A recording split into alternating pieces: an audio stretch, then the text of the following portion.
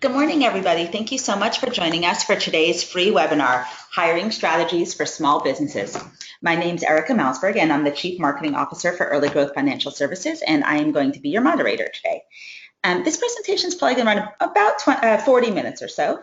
If you have questions as we go along, please feel free to enter them in the question field, or you can also tweet them to us at earlygrowthfs with the hashtag SMBHiring. We will be happy to answer questions as they come in, or we might wait till the end Q&A if they seem more specific to your own company, or we'll see how it goes. Play it by ear. If we do happen to run out of time before we get a chance to answer all your questions, our contact information will be available at the end, and we will make sure that we follow up with everybody to make sure that your questions have been answered. Everyone will also be receiving a follow-up email tomorrow that's going to have a link to this deck as well as the recording. We are recording the session right now. Before we jump in, I wanted to welcome our presenter today, Paul Slazak. With nearly 20 years in the recruitment industry and having worked for both an international publicly listed group as well as a global niche recruitment business, Paul has been a hands-on recruiter, manager, trainer, coach, mentor, and regular speaker for the industry across Australia, Asia, Europe, and North America. He's the founder of Recruit Loop, an online recruitment platform that's reinventing the way recruitment works by providing employers with a totally flexible and stress-free recruitment solution charged at an hourly rate. Paul holds his Bachelor of Economics from the University of Sydney and a Master of Arts from Macquarie University. He spends his time traveling between San Francisco and Sydney, quite a journey. Paul's also an avid writer, blogger, and is regularly invited to present to university students. One day he would still really like to host his own talk show. So with that, this can be your first, this is your debut talk show here with us, Paul. So good morning and welcome to you. Thanks for having me. Of course, so glad to have you here.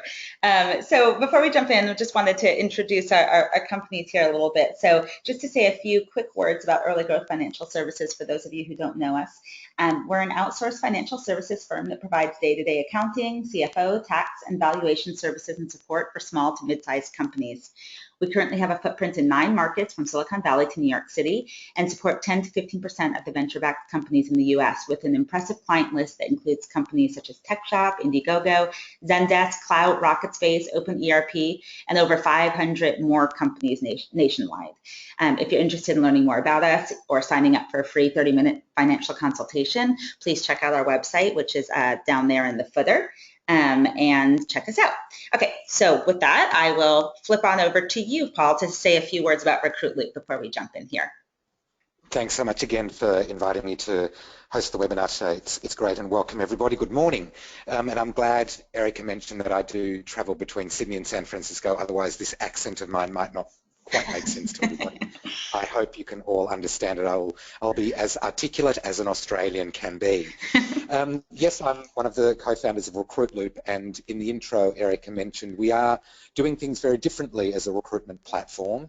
Traditionally, businesses, if they want to engage an external recruiter, need to be prepared to part with a pretty hefty fee based on a candidate's salary. We have made the recruitment model very, very transparent. Charging purely by the hour, which typically saves organisations about 80% compared to going to a traditional recruitment firm. Our recruiters are on demand, which means you can buy the recruiter's time for as much or as little of the recruiting process as you need. But today's not about a sell of Recruit Loop, it's about me helping you with some tips and tricks for creating a really solid and robust hiring strategy for your small business. So I'm ready to rock and roll. In terms of what we will cover in the next 45 minutes or so, recruiting and hiring within a small business is a critical stage in the growth of your organization. And often hiring can slip through the cracks because you as a business owner or someone running a team within a small business, you're not necessarily an expert recruiter or someone very au fait with human resources and all that goes with that. So hopefully today you'll be able to take away some information on talent attraction. How can you really attract the right people for your organization? Because you may be looking for a salesperson, you may be looking for someone to work in your tech team, and a salesperson for your company may not suit another organization, or someone who's perfect for another business may certainly not be right for you. So we're going to talk about how to attract the right people for your business. Especially when it comes to small businesses. Often when advertising, a business owner will just literally post a job description on a job board and hope for the best.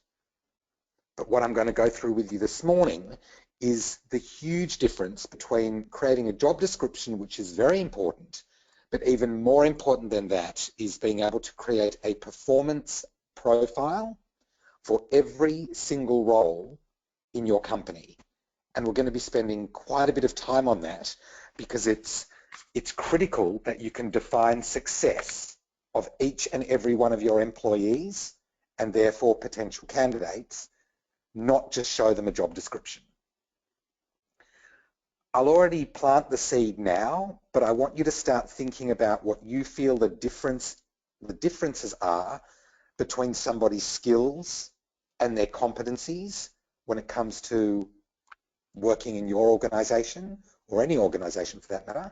So just think about that for a moment, what the difference is between someone's skill and competency, and we'll be covering that. When it comes to attracting talent and bringing people into your business, the most common way to do that is by placing an advertisement either in a local newspaper or on a job board or many job boards. And I'm going to go through with you how you can craft and create an engaging online or print advertisement that is going to attract quality talent and not just quantity of response. And that's, again, a very, very important realization that you're not advertising to be inundated, to have a tsunami of applications hit your inbox. It's around creating the perfect job ad that will attract a quality response. We're going to look at different types of interviewing techniques that you may have trialed in the past, but I'll be focusing on developing your skill and understanding in performance-based interviewing or results-based interviewing. And I always enjoy that. And I'll be sharing what I believe are the 5 most critical interview questions that you will ask anybody that you believe is good, strong, and a potential for your organization. And obviously the importance of reference checking. You will never bring anybody into your business, no matter how much you like them, no matter how strong their CV is, no matter how well they responded to all your interview questions. You will never, ever, ever bring somebody into your business without conducting 2, underline, bold, 2 verbal reference checks. And I'll be going through that with you as well. So that's what lies ahead in the next 40 minutes or so. So when it comes to talent attraction, this is the first stage. If you think of your role in the recruiting and managing of people process, attract, select, and then retain. So let's look at talent attraction. And you need to ask yourself, what are you really, really looking for in each and every individual hire that you're bringing into your business? Not just what job is someone doing or what you think is required to be done, but what are you really looking for? Is there enough work for one person to do the role that you have in mind? Or you might think there's a job that needs to be carved out, but can that start off as a part-time position? Or can people already in the business take on a little bit more to save you bringing on somebody? Because the worst thing is you bring somebody into your organization because you think you need them and you think that job is critical. 2 months in, you realize that it's not really a full-time job and you need to get rid of the person. It's horrible because that's your fault, unfortunately.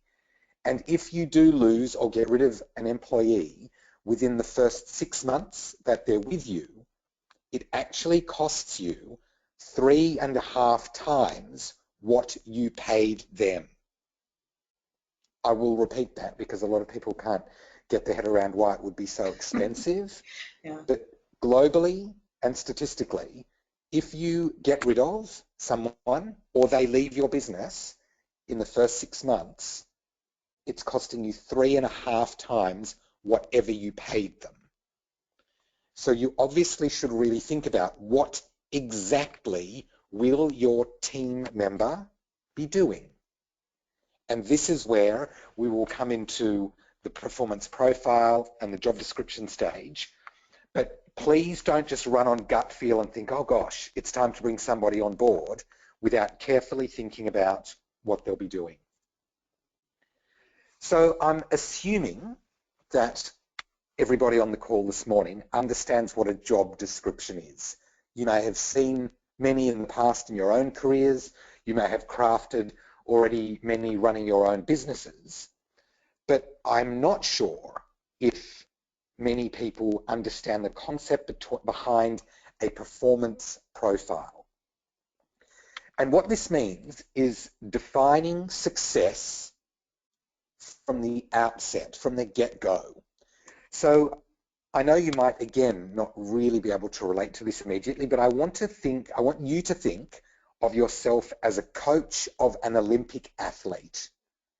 Could be Usain Bolt, it could be somebody else that you can picture in the world of Olympics. How do you think that Olympic coach, or the coach of the elite athlete, defines the athlete's success? It's not just about running fast, jumping higher, or swimming quicker.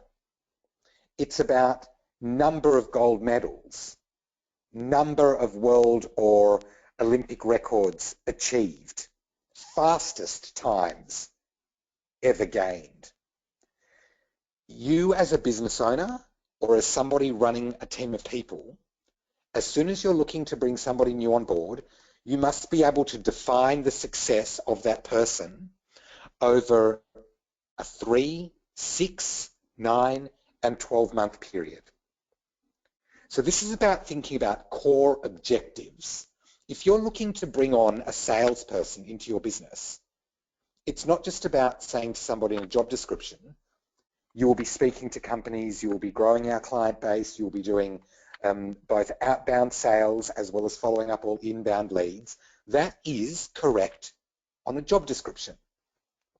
But what you need to start thinking about is how that person will be overachieving in the role. So if you were thinking about the performance appraisal or review, you were giving them at the 3-month, 6-month, or 9 and 12-month mark, what are the achievements or accomplishments that you are talking about? They are your success measures. They are your core objectives. So a performance profile would include information, say, for example, on a salesperson, like you will have reached out to 75 new prospects and had meetings with them in the first 3 months. Revenue from inbound lead generation will have increased by 6% in the first 9 months. 2 enterprise deals worth $200,000 each will have been secured by X time frame. So it's defining successful performance, not just looking at what they need to do. So you're not just looking at what skills, it's how are they going to really achieve and excel in this business. And this performance profile tool, this document that you create, will help you write your ad. It will help you phone screen. It will help you interview, because you will be asking questions based on success and not just the skill required for the job. I'll say this a few times during today's webinar, but when you're looking to bring somebody new into the business, you're not just looking at their ability to get the job. You're looking at their ability to achieve and excel in the role. And the only way you will be able to detect if they can exceed your expectations is by actually being able to define successful performance from the get-go. I'll just pause there because a lot of people often get quite confused with defining success. I gave the example of a salesperson, but you need to be able to define success of any role in the business, whether they are in marketing, customer service, administration and office support, IT. Any role within the business must have a clearly defined performance profile before you can commence your recruitment process. I think that's great, Paul. I mean, I think that's such an interesting way of looking at it, and I think it's so true because it's the onus is on the founder, on the employer, to really understand what they're looking for and to be able to set the expectations of what they're looking for in a new employee. I think that's great. We do have one question here from Jan. Jan is asking, she's saying, you know, in a startup or small business, people wear lots of hats and sometimes roles aren't clearly defined. How do you handle that when constructing a performance profile?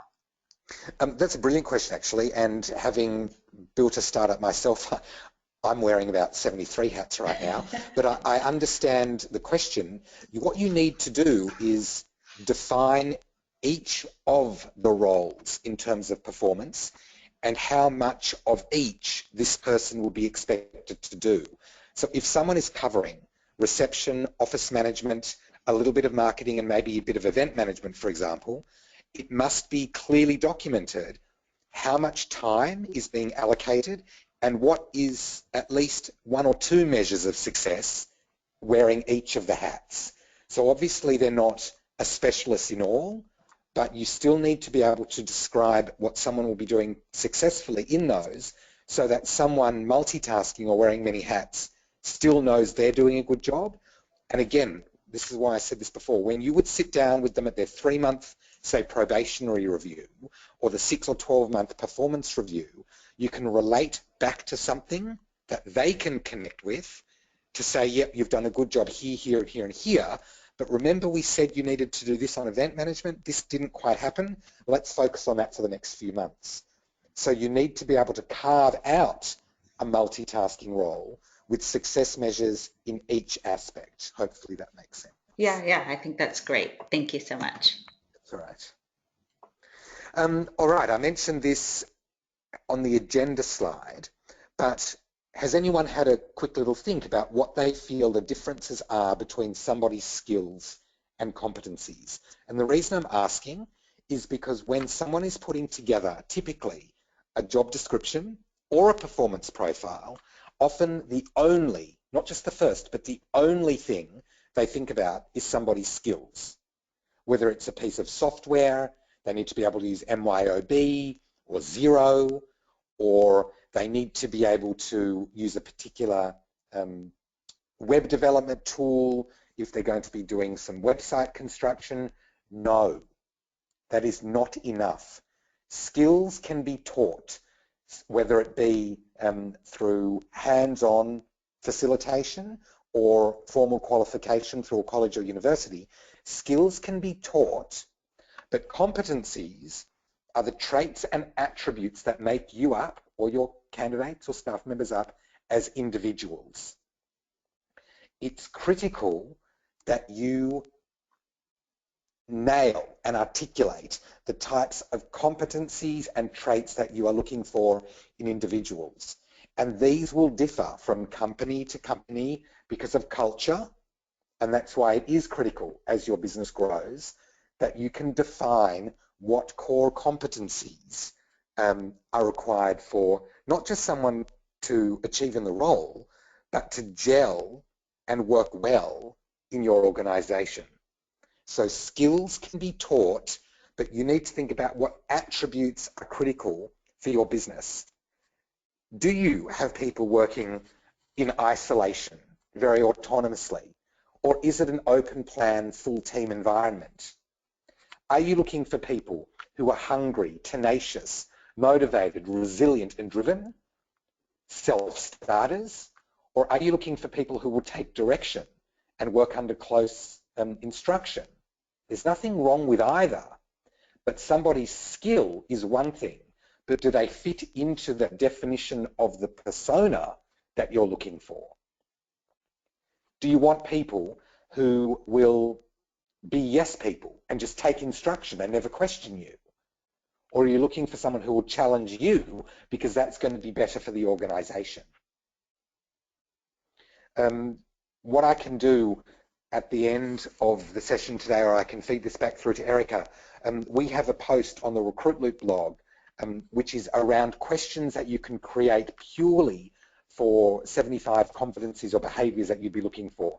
I can share that with you, because once you've defined the competency, and we'll move on to this in a few slides' time, the questions you ask around these competencies and not around the skills will make sure that you're bringing the right people into your business. So remember, before we move on now, skills can be taught. Competencies and attributes and traits are intrinsic within an individual, and that is what you need to be recruiting or selecting for. I think that's great too, Paul. And I mean, I would love to see those questions, because as someone who's done hiring myself for this organization and others, I think that that's the hard questions to ask and the hard thing to get at. You know that you need someone who can multitask, but you know, people can write on their resumes, great multitasker, but it's like, how can you really ascertain that they are multitaskers until they're in the job, you know? So exactly. I will table that thought and move on, but I'm looking forward to seeing that blog post as well. Perfect. So obviously, before you can ask any questions of somebody during an interview, you need them to apply to you. You need to find them. Now, for a small business, I'm not going to dwell on so much about alternative sourcing strategies, which are quite time consuming. I'm going to assume that we use the traditional route here and we advertise, whether it's online or in a local print capacity through a local newspaper, how we craft the perfect job ad. And the reason it's about crafting an ad is because if you do look online, if you look on Monster, if you look on Indeed, if you look on LinkedIn, how all these people are advertising for positions, far too many organizations simply post the job description as the advertisement with an apply now button. Unfortunately, what happens there is one of two things. 175 people apply, maybe 2 or 3 of which are suitable, or 2 or 3 people apply, none of whom are suitable. Because a job description includes nothing more than what's involved. And these days, with the algorithms behind many of these job boards, if someone has registered with a job board and has a couple of the keywords that have been mentioned in that job description, it will be an automatic application. The candidate will not even know they're applying. So what we need to do is craft a job advertisement, like I said before, that will ensure a quality response. We want to attract the right candidates. So remember, again, I'll say this, we are not wanting someone who can simply get the job. We're wanting someone who can excel and achieve in your organization. So we are looking to attract the right candidates. So a couple of key things that we need to take into consideration when we're crafting a job advertisement. And the first is the headline.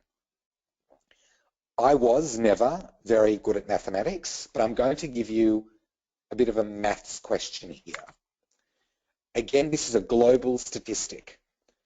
If 4 times as many people will read the headline of your advertisement, then will read the body copy of your ad, or 4 times as many people will read the short description in an online job portal, then will click through to the actual advertisement.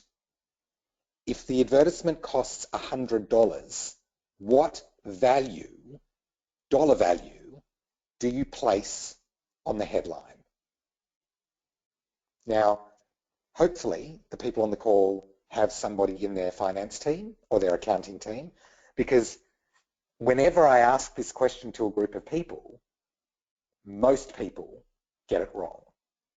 So I'll just say the question again, and then I'm actually going to answer it point blank. But if 4 times as many people read the headline or the short description in an online job board portal, then read the actual advertisement, which contains all the information, and that advertisement costs you $100, what value is placed on the headline or the short description? The answer is $80. So you need to realize the amount of effort you need to put in to writing the 160 character short description in an online job board portal or in the headline of an ad. Because if you don't attract someone's eyes to that, they're not even going to open up the advertisement to read anymore. So what does the advertisement actually hold? There needs to be 3 bullet points, and I always call these things, what's bullet point worthy about the job or the organization you're running? You need to put 3 bullet points at the top of the ad, these unique selling points about what's in store, whether it's about you as an organization, about some of the benefits you offer as an organization, or about the job itself. Maybe there's frequent travel, maybe somebody can work at home one day a fortnight. I always say one day a fortnight in Australia. Americans don't know what a fortnight is. One day every 2 weeks. Maybe there's an opportunity to work flexible hours around kids drop off and pick up, etc. What are the benefits of your organization or the job? They go into 3 bullet points at the top of the advertisement. Then it's about defining the perfect candidate in terms of the traits or competencies that I got you to think about before. You must talk about the ideal candidate and what they mean to you in an advertisement. It's not just about talking about the job in your organization. You talk to the person. You then bring in parts of the performance profile so that if someone reads that they would be expected to generate 25 new client businesses in 3 months, if they don't think they can do it, they will not apply. Your advertisement must eject more people than it attracts, because you only want people who know exactly what you are looking for to apply to this. You do not want people to go, oh, I could probably do this. And then they sort of wing it in the interview and you like them because they live close by and you think it's all going to be beautiful. And then they don't deliver. Then you've got to get rid of them. Hello, 3.5 times what you've paid them. You only want people applying who know exactly what you're expecting. So please remember to bring in elements of the performance profile into your job advertisement, whether it's in print or online. And the beauty of an online advertisement is there is absolutely no word count limit. So you can bring in the entire performance profile if you want to. You're not governed by a 3-inch by 4.5-inch block in a magazine or newspaper with a set boundary around it where you can't write anymore. So please remember to link your performance profile into the job advertisement. What else makes your organization stand out? What makes your culture? What are your values and your organization's values? Promote them. Talk about them. Because you don't just want someone who can do the job. You want someone who believes in your vision, who believes in what you are doing as a business culturally, and what other little perks you may have. If you bring in pizza at the end of every month, talk about it. Talk about anything that your existing staff members say, we love this about this company. Because if your existing people love it, your new people and potential people will love it too.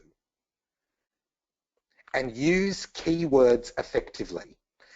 If someone might define a role in one way, but someone might define a role in another way, the beauty of an online ad is that you can use both terms in your advertisement and it will be searched for through Google accordingly. So think about how someone would think about the role or some of the requirements in the role. What words might they use? Mix them in, throw them around, because a search engine will find all of them. And the final thing I want to say about crafting the perfect job ad is utilize the most important word that you can possibly use in an ad, and that is you. Y-O-U. Do not say something like, the successful applicant will report to the managing director, or the ideal candidate will be able to demonstrate X, Y, and Z. Sorry, X, Y, and Z for our American audience. It's about talking directly to the potential candidate. Because if you say, you'll report directly to the marketing manager, or you'll be responsible for growing our revenue by X%, someone will go, whoa, that's me, apply now. So please talk to your readers. So hopefully that's a bit of information on crafting a job advertisement before we move on. Yeah, we have one question here. Dean wants to know what makes for a strong headline. Can you give an example? Absolutely. It's one, and very good question, thank you, Dan. It's one that will actually not only attract somebody who is actively looking for a position, but also someone who is what we call in the recruitment world a passive candidate. So that is somebody that is sitting comfortably at work, but may consider another opportunity. So you don't just put something like accounts payable clerk or chief revenue officer, because that's just a job title. You can ask a question in a job ad heading. Are you looking for a change closer to home, question mark? Do you want to work with a high-powered team in insert town or city? Are you looking to excel your career in finance? Can you really make a mark as a sales executive? That's the sort of thing that makes an attractive job ad headline. Great, thank you. That's all right. So we've talked about these competencies and we've talked about these performance profiles in terms of documentation. But now let's look at how you incorporate these ideas into the actual job interview itself. So I've called this slide performance-based interviewing, but if you Google interview techniques, you'll also come across behavioral-based interviewing, targeted selection-based interviewing. It's all around ensuring that the interview questions you ask a prospective candidate are around purely performance and results and not about anything hypothetical at all. So you never, ever, ever ask, what would you do in this job? Or do you think you can handle pressure in this environment? Or do you think you could generate 6% revenue increase in your first 6 months? Because anybody, even a monkey, will sit there nodding because of the way you phrase the question. We must be asking results-focused questions, and the questions must relate to a candidate's past performance and past behavior, because that is the only predictor of a candidate's future performance in your business. If you deny a 3-year-old child a piece of chocolate cake or a trip to McDonald's, you know what they will do. If you deny a 30-year-old a pay rise, you know what they will do. Behaviors never change. It's just the way they manifest themselves. So if you ask a candidate about how they handled an irate customer in their last job, you're 80 to 90% sure that's how they're going to handle them with you. How they went about generating revenue increase, how they built a new website, how they integrated Xero into the business from an accounting package perspective. This is how they will do it with you. So it's about looking at results. And what you need to do before you go into any interview at all is prepare the questions that you will ask based on the competencies or attributes you are looking for your company, for that role, and have the questions ready, because every question you ask must relate to the candidate's past performance, and that will relate to how they will work with you. So I'll now tell you a little bit more about this on the next slide. And every question you ask your candidate must result in a full, what I call, star response. So what I want you to think about for a moment is when you say to a child who wants to hear a story, you say, well, once upon a time, a long time ago in a land far, far away, the child is drifting off into fairy tale land.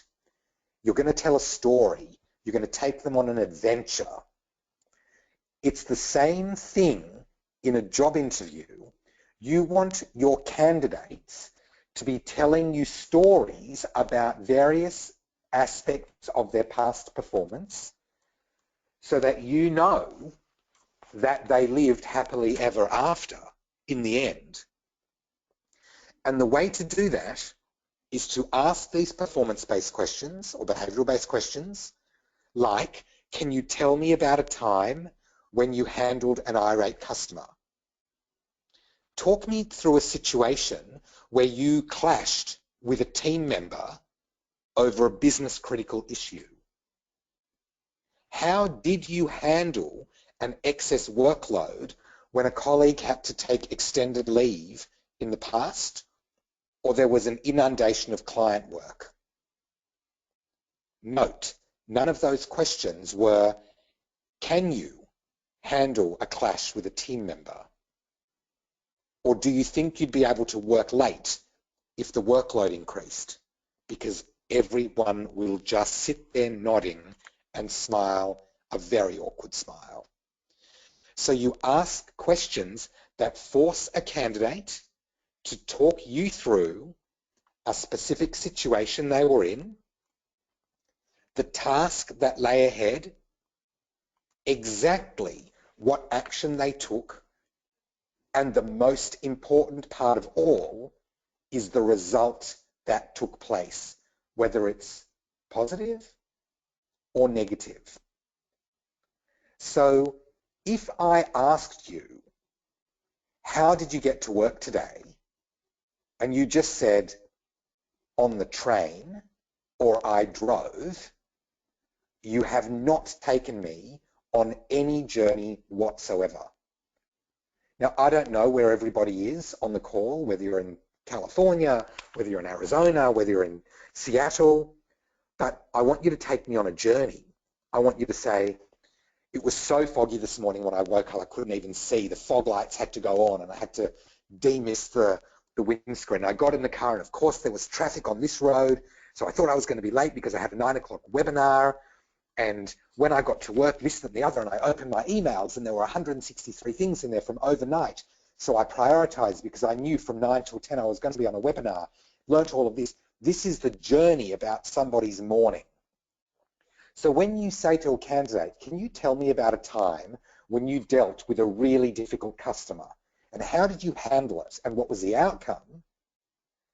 They will say to you, well, it was at my last organization. I was in a customer service team of 3 and I was handling inbound inquiries, and there was one particular day when a customer rang in irate because the product had never reached him. So I went back into our tracking system and I realized that the piece had been dispatched, but for some reason they were told it would arrive on this date, but on my system it told me that it was only going to arrive tomorrow. So you can see here that I'm talking the interviewer through the experience. What action did the candidate take? And was the client happy in the end when you waived the delivery fee? Now, this is just one example, but you must ask questions that will allow a candidate to talk you through a story. And if they don't, say for example, they only give you a situation and an outcome, it's your job as the griller or the interviewer to probe further for the task and the action by literally saying, well, what exactly did you do? Or how did you do that? Then they'll tell you.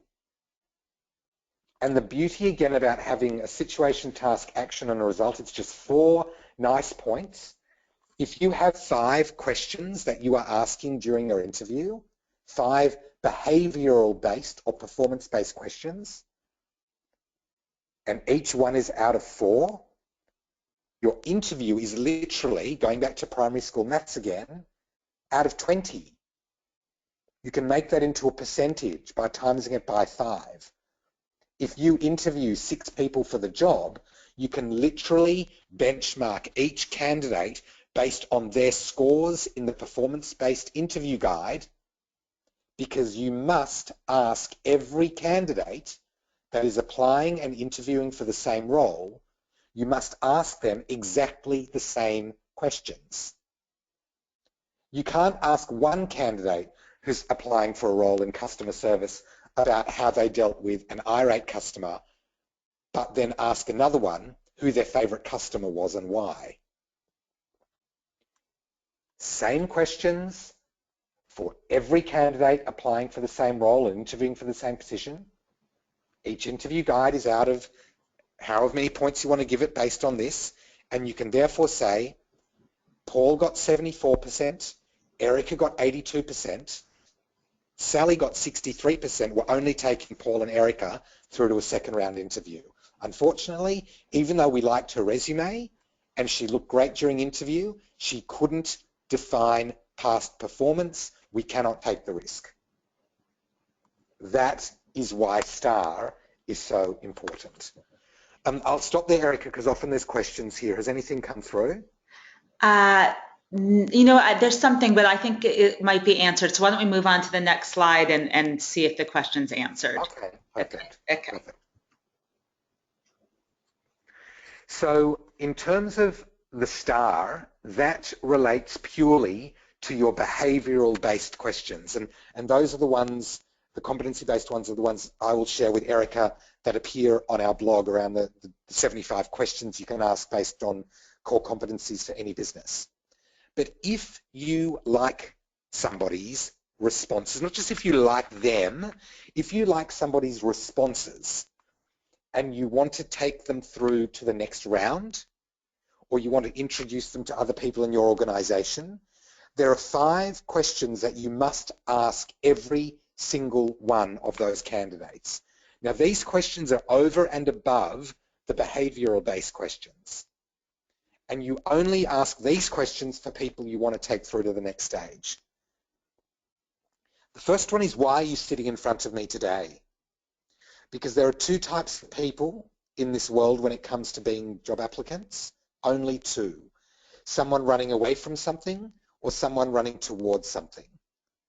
You don't want a runaway. You don't want someone coming to your business because they just didn't get a pay rise or they just didn't like their boss.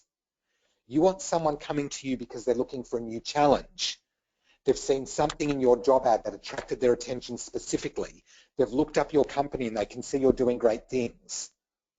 You want to find out why they're sitting in front of you today. If they tell you they're only sitting in front of you today because they didn't get a pay rise, tell them to go back and ask for one and threaten to resign, and they'll get a counteroffer. Leave it at that. What are they really looking for in their next position? If they can't tell you what they want in terms of career development, personal development, mentoring from manager, what sort of team environment they want, if they cannot define what they're really looking for, make them think about it and come back.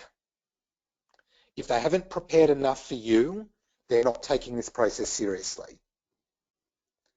Who else is involved in their decision-making process? I know this sounds like a really weird question, but nobody ever, ever, ever makes a career decision without a significant other, whether it be husband, wife, partner, children, parents, nobody.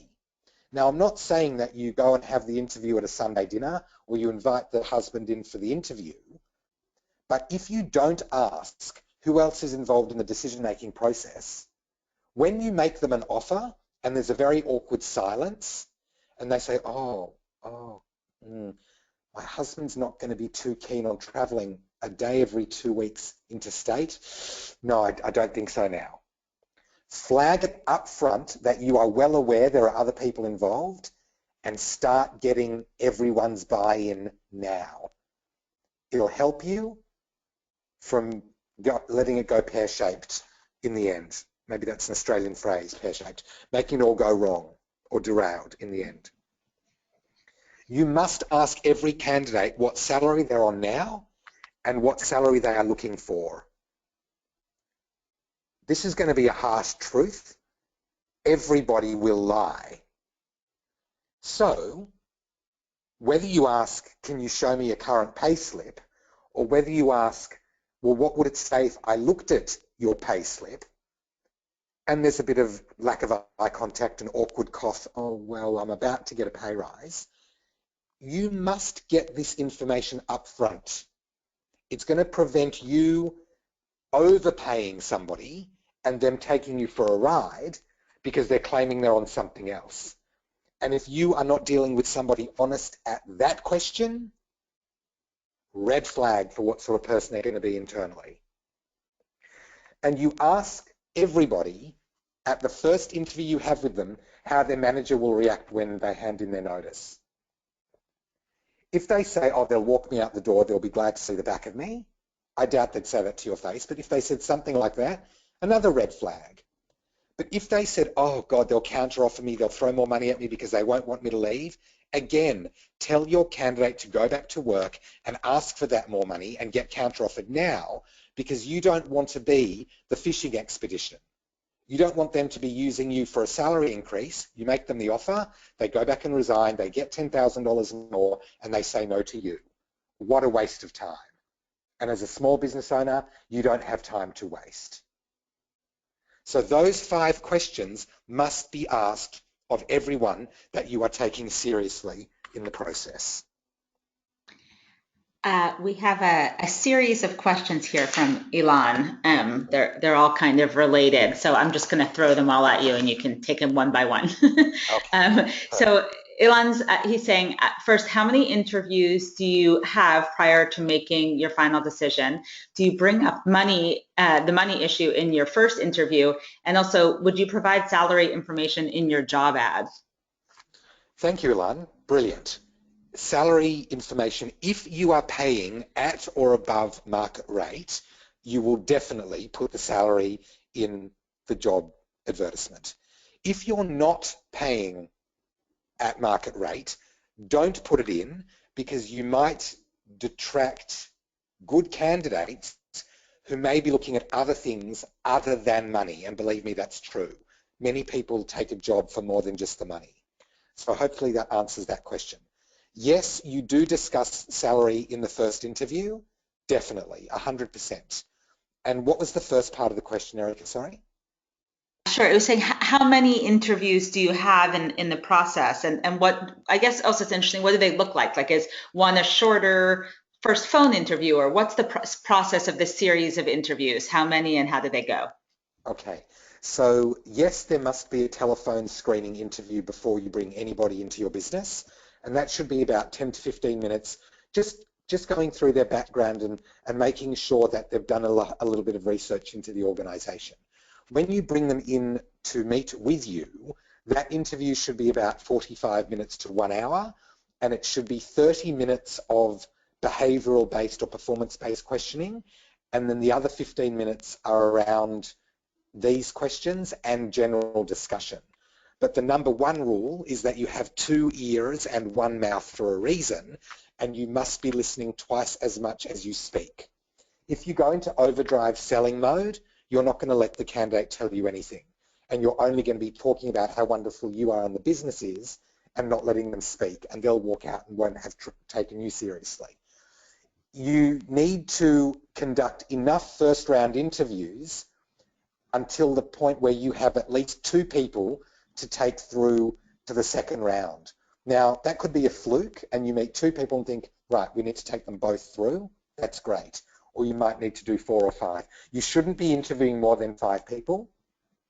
And you definitely shouldn't be bringing in more than 5 people. Now, that means you probably need to phone screen maybe 10 to 15 people and be very vigilant.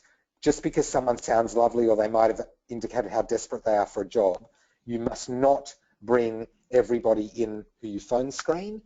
Otherwise, you'll be interviewing 15 people, and that's just not what it's all about. Great, that's very helpful. Thank you. Assuming that you've interviewed some wonderful people and you've introduced them to other people in the business and you want to make an offer, you never, ever, ever extend a job offer until you conduct 2 reference checks. Now, you may have a candidate say to you, I can only provide references subject to an offer, and you can then turn right back and say, we'll give you a verbal offer pending the reference checks, but you will never extend a written offer until you've done 2 reference checks. And when you are speaking to past managers, not past colleagues, past managers, you don't just say, were they lovely? Were they punctual? Did you like working with them? Did they have a good time at the Christmas party? The same questions that you ask your candidate during the interview based on past performance and competencies, you ask the same questions to the referee. You just flip the word you to he or she. How did Paul handle an irate customer when he was working with you? You will hopefully hear the same response that you got from the candidate. Mr. Past Manager, can you tell me how Erica increased revenue in a 6-month period while working as your head of sales? Hopefully, you'll get the same answer as Erica told you in the interview. The questions must be targeted around the specific role and performance profile. They must align with the interview guide. You will almost certainly hear a star again in the referee's responses. And it's not just about finding out whether they were punctual, how many sick days they took, or were they a great team player. But the one question you will ask every referee you speak to is, would you re-employ him or her again?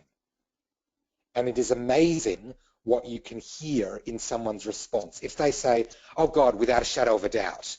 Or if they say, oh, yeah, I guess I would. Yeah, maybe if she asked. You never send a reference check questionnaire via email, because if someone would write back yes to that last question, that could be a yeah, or it could be a yeah. You don't know. And the answer to that question will help your gut making your decision. Now, if you get one really good reference and one not so good reference, it's your job to be completely honest with the candidate and say, look, Paul, I've got a really glowing reference and I've got a mediocre reference, to be honest. It's not sitting well with me. Is there somebody else that you can give me that's actually going to help me make my decision? You go and do a third. Trust me, 20 more minutes of your life is worth it for the security that you're bringing somebody good into the business. So you must conduct 2 reference checks. I have a couple of questions here about reference checks. One is, May is saying it's been her experience sometimes that some organizations are, not allowed to give reference checks. And so she's asking, what do you do if you have a reference check, you call them and they say, yes, we can verify dates of employment and that's all? That's already good enough, and I understand. It's a very good point. Thank you, Maya. Here in America, it's actually less common for somebody to act on an organization's behalf because of the liability. But if they can confirm somebody's employment dates and then they're able to give personal comments around someone's performance, not on the company letterhead, so to speak, or not as a representative of the organization, that is an immense help. But I know exactly where Maya's coming from here, but reference checking is still critical, and you need to keep chipping away until your candidate is able to give you somebody, whether it was a supplier or maybe another manager in the business, or it could be a peer if they worked with the person for long enough, but you've got to get two so that you can be making a comparison. Great, and then we have a kind of related question here from Frank, who said I'm hiring entry-level customer service rep, and many people who are responding to the ad don't have work experience. Who can they use for a reference check? Even the first job anybody's ever had, again, if you're relating back to competencies, you can speak to a university tutor, a high school teacher, a sports team coach, a band conductor, anyone who can vouch for their ability to liaise with a team or work well with a group of people. If it's someone's first job out of high school, it can be a personal reference that's a family friend, but again, it can't be, is Paul nice? Mm-hmm. It must be around how does Paul interact with others if it's for a customer service role? How can you talk about Paul being polished in terms of his communication style? But it can be anybody, but even, I remember my first job, my first professional job, the referee was my boss at a petrol station that I'd worked at during college. Mm-hmm. So anybody can be a reference, whether it be a high school teacher, a university tutor, any family friend, anybody. Okay, great, thank you. For a first job. Right, yes. So just in bringing this to a close, because I've probably spoken a little bit longer than I thought, but we've already had some of the questions, so I'm not too concerned here. You know that finding the perfect person for your business is like finding a needle in a haystack or a diamond in the rough. You want someone so perfect. But the only way to do it is to not let your gut take over, to not focus purely on the fact that someone's resume says they work for your competitor and that's the perfect person that you want. Remember, you're not looking for their ability just to get the job with you. Performance profile, success measure, past behavior, competency-based interviewing, all of that coming together is your strategy for finding the right person, because you cannot risk 3.5 times salary upon exit in the first 6 months. It is not worth it as a small business. It's just not worth it for any company, but especially for someone who will personally invest so much time in someone's onboarding and induction and investment to your own business. You cannot risk it. So please, on our website, on recruitloop.com, there is a resources page which has interview guides. It has questionnaires that you can ask your candidates. I'll provide the blog post to Erica with the behavioural-based questions. There are resources there for anyone going through a recruitment process. And if Frank is looking for a customer service representative, there are questions in those guides specifically for customer service attributes. They're all free, by the way. There are free resources for everybody.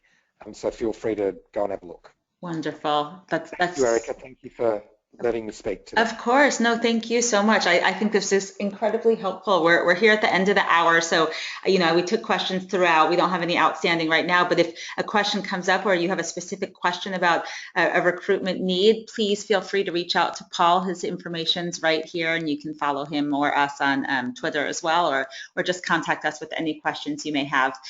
Before we end here, just a quick plug for our next webinar. It's coming up on July 22nd, and it's User Acquisition Bootcamp for Startups with Peter Mansfield from CMO.LA. So if you're struggling with how to get users, do not miss this session. It's going to be a lot of good information for building up the funnel and getting users. If you want to sign up for this or any of our other upcoming webinars, just go to our website and check out our events page. Okay, on that note, we're all done. You will get a follow-up email tomorrow. We'll get that link to the blog post so you can see that, and we'll also have the deck and the recording for your reference. And hope you found this useful. And thank you so much, Paul. It was wonderful. Thank you. It's a pleasure. Have a great day, everyone. Thanks. You too. Bye-bye.